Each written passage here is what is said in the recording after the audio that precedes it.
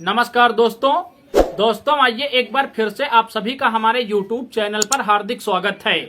दोस्तों, जैसा कि आप लोगों ने हमारे वीडियो का थंबनेल पहले ही देखा, मैं आपसे कहूंगा आप बने रहिए हमारे चैनल पर। इस वीडियो में मैं थंबनेल के अनुसार चर्चा करूंगा, लेकिन उससे पहले आपको लेकर चलूंगा एक छोटी सी आम चर्चा की ओर। दोस्तों, आप सभी लोगों को भली भांति याद होगा 2024 का लोकसभा चुनाव। दोस्तों, इस लोकसभा चुनाव में नीतीश कुमार ने पूरे भारत के विपक्षी दलों को एक साथ लाकर बीजेपी के खिलाफ एक गठबंधन तैयार किया था, जिसका नाम दिया गया था इंडिया गठबंधन। दोस्तों, जब इंडिया गठबंधन बनकर तैयार हुआ तो इंडिया गठबंधन के नेताओं के सामने एक बड़ा सवाल ये था कि अब इस गठबंधन का नेतृत्व कौन करेगा।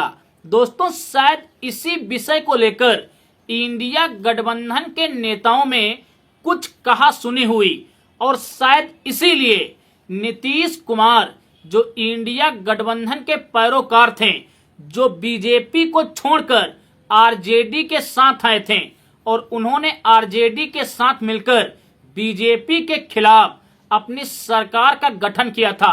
एक बार फिर वो आरजेडी और इंडिया गठबंधन को छोड़कर बीजेपी के साथ चले गए। दोस्तों, नीतीश कुमार का इंडिया गठबंधन छोड़कर बीजेपी के साथ जाना कहीं ना कहीं ये इंडिया गठबंधन की सबसे बड़ी हार थी और बीजेपी की लोकसभा में सबसे बड़ी जीत। दोस्तों, आपको बताता चलूं, लोकसभा चुनाव समाप्ति के बाद अब बिहार के अंदर एक बार फिर से विधानसभा के चुनाव होने वाले हैं। दोस्तों, बिहार विधानसभा चुनाव को ध्यान में रखते हुए सपा प्रमुख अखिलेश यादव ने आज एक प्रेस कॉन्फ्रेंस की और अपनी उस प्रेस कॉन्फ्रेंस में उन्होंने एक बयान दिया। उन्होंने कहा कि हम नीतीश कुमार को भारत का प्रधानमंत्री बनाना चाहते थे, लेकिन भाजपा ने उन्हें सीएम तक ही सीमित कर दिया। दोस्तों, आप जरा सोच के देखिए कि नीतीश कुमार को पीएम बनाने की बात कौन कर रहा है। वो लोग जो अपने पिता के जाने के बाद दूसरी बार अपने बल पर मुख्यमंत्री नहीं बन पाए, वो एक राज्य के सीएम को पीएम बनाने की बातें कर रहे हैं। खैर दोस्तों, ये तो एक महत्वपूर्ण चर्चा रही जिसे अपने चैनल के माध्यम से मैंने आप तक पहुंचाना आवश्यक समझा। अब आपको सीधे लेकर चलूंगा वीडियो में मुख्य मुद्दे की ओर। दोस्तों, जैसा कि आप सभी लोग इस बात से परिचित हैं कि नवंबर के महीने में बिहार के अंदर विधानसभा के चुनाव होकर बिहार को एक नया सीएम मिलेगा, लेकिन उसको लेकर जो चुनावी तैयारियां हैं बिहार के अंदर अभी से होनी शुरू हो गई हैं।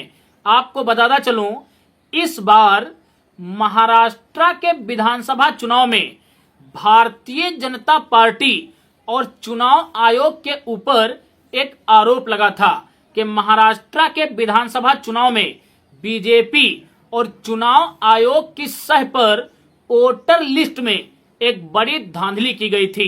शायद अपने ऊपर लगे इसी कलंक को खत्म करने के लिए अब चुनाव आयोग बिहार के अंदर वोटर लिस्ट का पुनर्निरीक्षण करवा रहा है।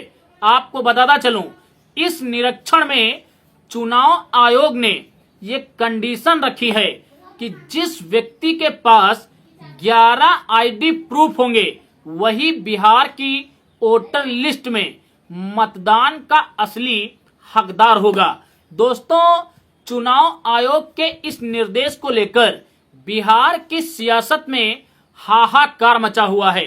अगर चुनाव आयोग अपने इसी फैसले पर अडिग रहा तो बिहार के अंदर करीब दलित, पिछड़े और महादलित समाज के 3 करोड़ मतदाता वोट के अधिकार से वंचित रह जाएंगे। दोस्तों आपको बताता चलूं, भारतीय जनता पार्टी और चुनाव आयोग की सह पर बिहार की वोटर लिस्ट में जो ये नया खेल खेला जा रहा है, इसके खिलाफ 9 जुलाई को विपक्ष के लोग बिहार की सड़कों को जाम करने जा रहे हैं। आपको बताता चलूं, बिहार विधानसभा चुनाव से पहले जो चुनाव आयोग वोटर लिस्ट संशोधन को लेकर अपनी नीति सामने लेकर आया है और इस नीति के तहत जो लोग वोटर लिस्ट से बाहर किए जा रहे हैं, उनको लेकर चुनाव आयोग फिर से एक सकारात्मक निर्णय सामने लेकर आए। इसके लिए इंडिया गठबंधन समेत सभी विपक्षी दल बिहार के अंदर सभी 38 जिलों में जिला कलेक्ट्रेट के सामने सड़कों को जाम करेंगे और चुनाव आयोग के खिलाफ एक तगड़ा विरोध प्रदर्शन करेंगे। दोस्तों फिलहाल इस वीडियो में इतना ही। बाकी आप लोग कमेंट सेशन में ये प्रतिक्रिया जरूर दें कि क्या चुनाव आयोग के खिलाफ विपक्ष का ये विरोध प्रदर्शन जायज है। हम मिलेंगे एक अगले वीडियो में एक अगले मुद्दे के साथ। तब तक के लिए आप सभी को मेरा सादर जय भीम, जय भारत, जय संविधान।